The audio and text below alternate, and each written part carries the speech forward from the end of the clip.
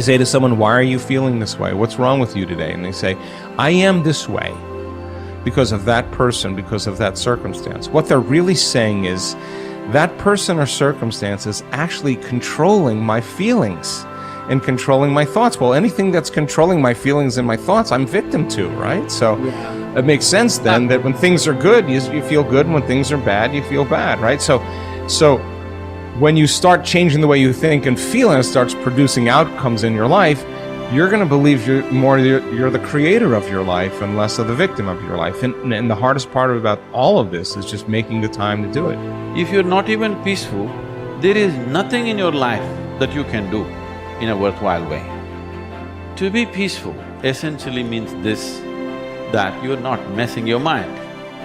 To be peaceful means that your system is at ease. You know how to conduct your mind, you know how to conduct your emotions, your body and your energies. You are peaceful. If you change the picture in your mind, you change the chemistry, you change the fate. So I'll give an example. If I have a picture of love in my mind, the brain releases complementary chemistry, dopamine, pleasure, oxytocin, bond with your loved one, growth hormone, which does exactly what it says. It enhances your growth, and that's why when people fall in love, the chemistry of the brain going into the blood, the culture medium, enhances vitality. People glow when they fall in love. People are healthy when they fall in love. That's just not an accident, it's the chemistry of your culture medium.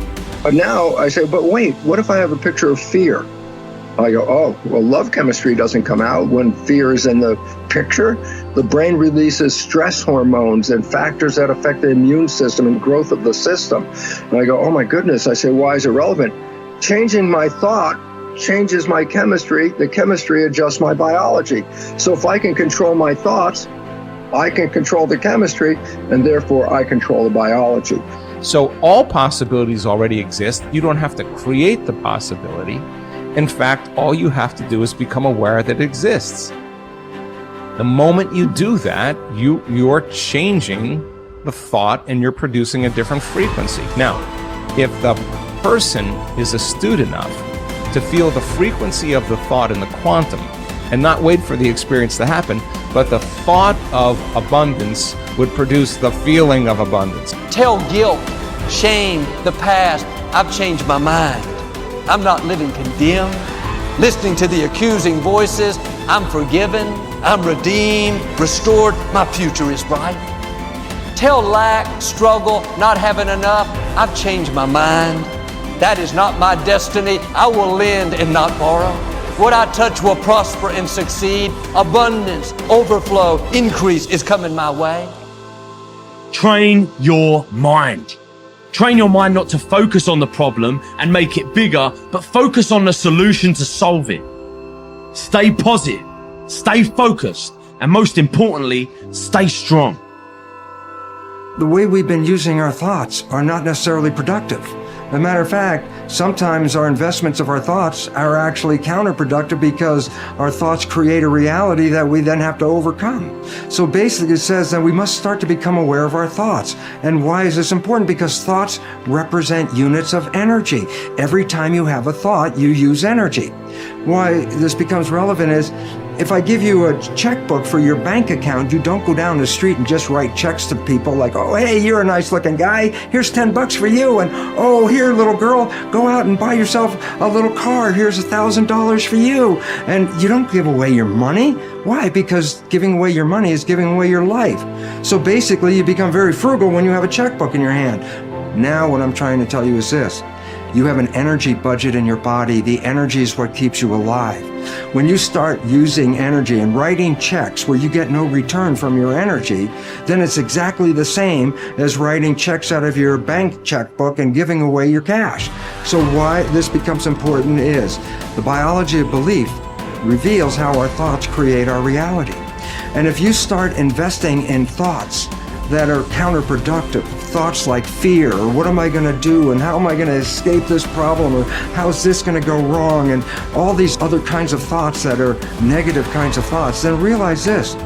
You are actually not just using your energy for having these thoughts, but these thoughts are also what come into your reality. What you focus on with your thoughts, your brain will manifest as reality. William James from Harvard said, believe and your belief will create the fact. All things are possible if you believe. Well, you know, I studied for a long time. I started to study this book, Think and Grow Rich. And he talks about belief in here. He says, you're not ready for what you want until you believe you can get it. I found that the only two sources of reference we could go to find out anything about ourselves is science and religion. They all say you've got to believe. So I got figured out, how do you believe? How do you change a belief? Interesting subject, because I'm going to tell you something. Your results are nothing but the manifestation of your belief system. Well, our belief system, now listen carefully, is based upon our evaluation of something.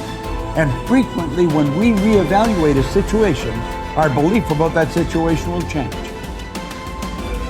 Let me repeat that. Our belief system is based upon our evaluation of something.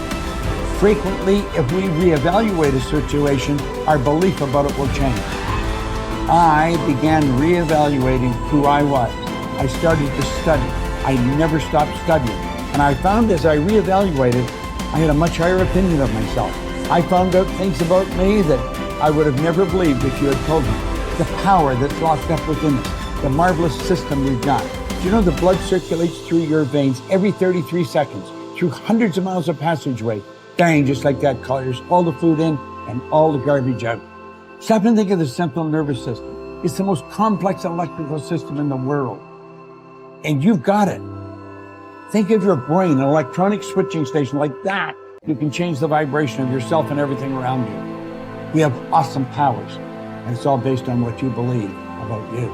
Nothing is so embarrassing as watching someone do something that you said could not be done. People who embrace possibility thinking are capable of accomplishing tasks that seem impossible because they believe in solutions.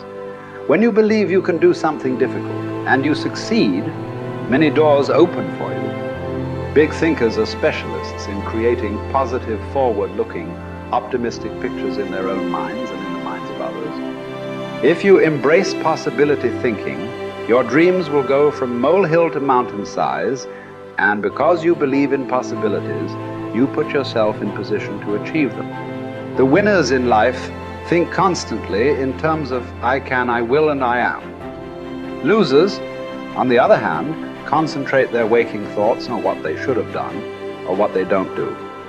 If you believe you can't do something, then it doesn't matter how hard you try, because you've already lost. If you believe you can do something, you have already won much of the battle. The first step in becoming a possibility thinker is to stop yourself from searching for and dwelling on what's wrong with any given situation. Sports psychologist Bob Rotella recounts, I tell people, if you don't want to get into positive thinking, that's okay. Just eliminate all the negative thoughts from your mind. Whatever's left will be fine. If possibility thinking is new to you, you're going to have to give yourself a lot of coaching to eliminate some of the negative self-talk you may hear in your head. When you automatically start listing all the things that can go wrong or all the reasons something can't be done, stop yourself and say, don't go there. Then ask what's right about this. That will help to get you started. And if negativity is a really big problem for you and pessimistic things come out of your mouth before you've even thought them through, you may need to enlist the aid of a friend or family member to alert you every time you utter negative ideas. One of the best ways to cultivate a possibility mindset is to prompt yourself to dream one size bigger than you normally do. Let's face it, most people dream too small. They don't think big enough. Henry Curtis advises, make your plans as fantastic as you like, because 25 years from now, they will seem mediocre. Make your plans 10 times as great as you first planned, and 25 years from now, you will wonder why you did not make them 50 times as great. If you push yourself to dream more expansively, to imagine your organization one size bigger, to make your goals at least a step beyond what makes you comfortable, you will be forced to grow. And it will set you up to believe in greater possibilities. Most people want their lives to keep improving, yet they value peace and stability at the same time. People often forget that you can't improve and still stay the same. Growth means change. Change requires challenging the status quo. If you want greater possibilities, you can't settle for what you have now. When you become a possibility thinker, you will face many people who will want you to give up your dreams and embrace the status quo. Achievers refuse to accept the status quo.